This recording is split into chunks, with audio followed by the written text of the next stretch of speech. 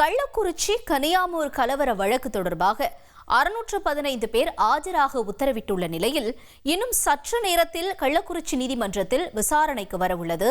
இதுகுறித்த கூடுதல் தகவல்களை செய்தியாளர் அரவிந்தன் வழங்கிட நாம் கேட்போம். அரவிந்தன், வணக்கம். மீண்டும் ஒருமுறை கள்ளக்குறிச்சி விவகாரம் தொடர்பான பின்னணியை பதிவு செய்யுங்க. அதே நேரத்தில் இப்ப வரலாற்றை முதல் முறையா இவ்வளவு பேர் ஆஜராக இருக்கக்கூடிய நிலையில கள்ளக்குறிச்சி நீதிமன்ற வளாகத்தில் இருக்கக்கூடிய சூழல் என்னவாக இருக்கிறது? விவரம் என்ன?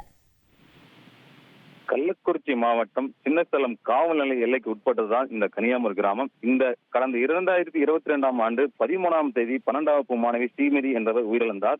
இந்த உயிரிழந்ததற்கு கடந்த 4 நாளாக போராட்டம் நடைபெற்றது. 17ஆம் தேதி நடைபெற்ற போராட்டம் பல இளைஞர்கள், பல பெண்கள் உட்பட சுமார் 1000க்கும் மேற்பட்டோர் அந்த போராட்டத்தில் கலந்துட்டாங்க. இது கலவரமாக மாறி பள்ளி சூறையிடப்பட்டு டிஐஜி, போலீசார் மற்றும் வாகனங்கள் என அனைத்து எரிக்கப்பட்டது. இந்த கலவர வழக்கு சம்பந்தமாக 5 வழக்குகள் பதிவு செய்யப்பட்டு மாணவி இறந்தது தனி வழக்காகவும், இன்று போலீசாரை தாக்கியது, வாகனம் எரித்தது என பல 4 வழக்குகளாக பிரித்து வந்தது. என்னோட பிசினஸுக்கு ஜிஎஸ்டி நோட்டீஸ் வந்திருக்கு பாரு.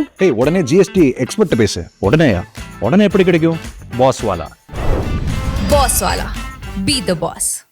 ஆல்ரெடி 3-4 வழக்குகள் நீதிமன்றத்தில் வழக்கு விசாரணைக்கு. இது முதல் முறையாக, வரலாற்றிலே முதல் முறையாக கனியாமூர் பள்ளி வளாகத்தில் உள்ள கலவர வழக்கில் முதல் குற்றவாளியாக மாணவியின் தாயார் செல்வி, 2வது குற்றவாளியாக விசிக மாவட்ட செயலர் திராவிடமணி, 3வது குற்றவாளியாக மாணவியின் தாய்மாமா, 9வது குற்றவாளியாக அவரது தந்தை ராமலிங்கம் ஆகியோர் சேர்க்கப்பட்டனர். இதுல குறிப்பாக பார்த்தோம்னால் 13 பெண்கள் உட்பட 615 பேருக்கு சம்மன் வழங்கப்பட்டு இன்று நீதிமன்றத்தில் ஆஜராக உத்தரவிடப்பட்டிருக்கிறது.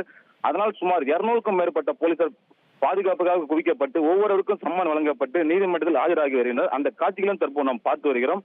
விரைவில் இது விசாரணைக்கு வரவுள்ளது. நீதிபதி அனைவரின் முன்பும் ஆஜர்படுத்தப்பட்டு மீண்டும் என்று விசாரணைக்கு வரும் என்று நீதிபதி உத்தரவிடுவார். இப்ப நீதிமன்றம் முழுவதுமே கலவரக்காரர்களால் சூழ்ந்திருக்கும் காட்சிகளும் தற்போது நாம் பார்த்து வருகிறோம்.